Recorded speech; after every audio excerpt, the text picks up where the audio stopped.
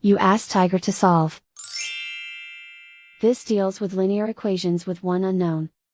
The final result is b equals -6.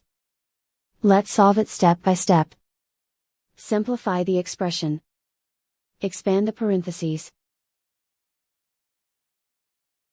Simplify the arithmetic. Group all b terms on the left side of the equation. Subtract 7b from both sides. Group like terms. Simplify the arithmetic. Group like terms. Simplify the arithmetic.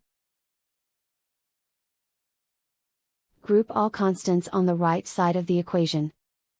Add 24 to both sides. Simplify the arithmetic.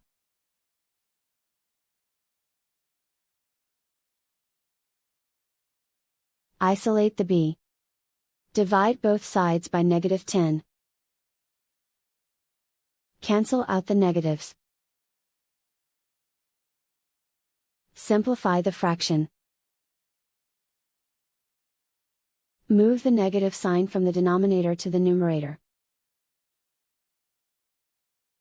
Find the greatest common factor of the numerator and denominator. Factor out and cancel the greatest common factor. And so the final result is b equals -6.